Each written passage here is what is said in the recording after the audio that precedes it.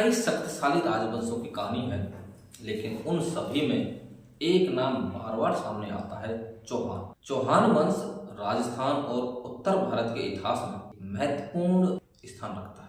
इस वंश की कहानी केवल एक राजा की कहानी नहीं है, यह कहानी है मरुस्थल से उठी एक शक्ति की, जिसने धीरे धीरे उत्तरी भारत की राजनीति को प्रभावित किया। चौहान वंश की उत्पत्ति के बारे में कई परंपराएं मिलती हैं। राजपूत परंपरा के अनुसार चौहान वंश अग्निकुल राजपूतों में से एक माना जाता है।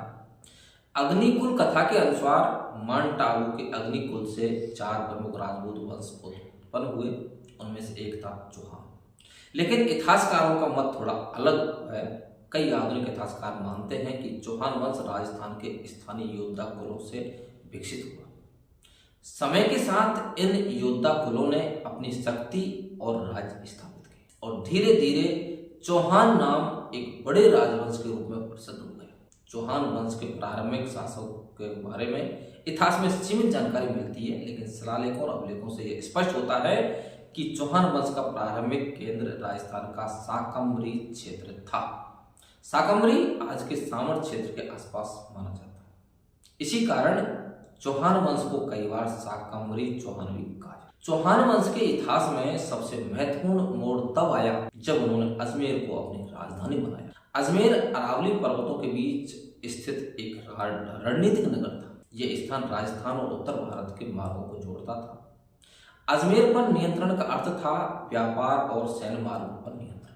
इसी कारण अजमेर जल्द ही चौहान शक्ति का केंद्र बन गया। समय के साथ चौहान शासकों ने अपने राज्य का विस्तार करना शुरू किया। उन्होंने आसपास के क्षेत्रों को जीतकर अपनी शक्ति बढ़ाई। धीरे धीरे उनका प्रभाव राजस्थान से निकलकर उत्तर भारत तक पहुंच गया। इस विस्तार का चरम एक महान राजा के समय आया।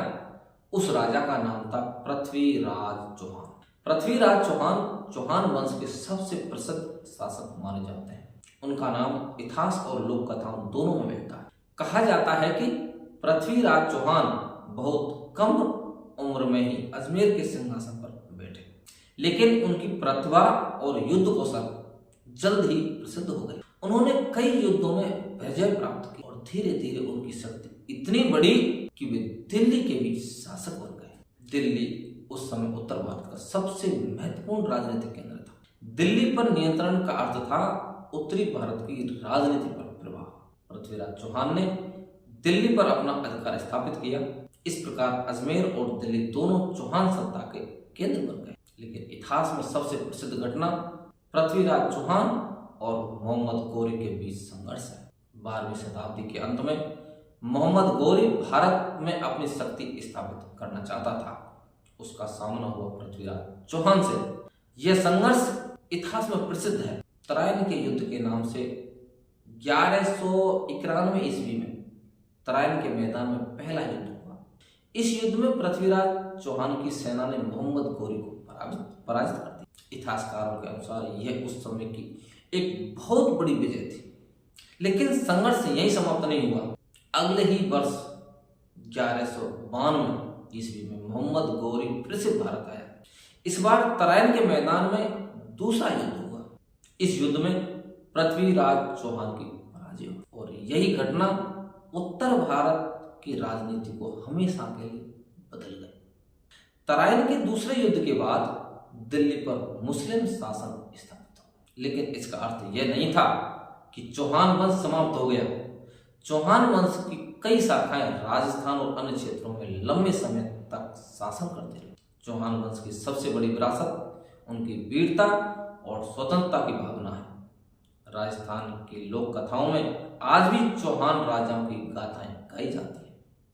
पृथ्वीराज चौहान की कथा भारतीय इतिहास का एक महत्वपूर्ण अध्याय बन चुकी है। लेकिन यहाँ एक बात समझना भी जरूरी है कि पृथ्वीराज चौहान की कहानी 2 रूपों में मिलती है। एक ऐतिहासिक स्रोतों में, दूसरा लोक कथाओं और काव्य साहित्य। इन दोनों में कभी कभी अंतर भी मिलता है, इसलिए इतिहासकार इन स्रोतों का सावधानी से अध्ययन करते हैं। चौहान वंश केवल एक राजवंश नहीं था, यह उस समय के राजनीतिक, सैन्य और सांस्कृतिक जीवन का हिस्सा था।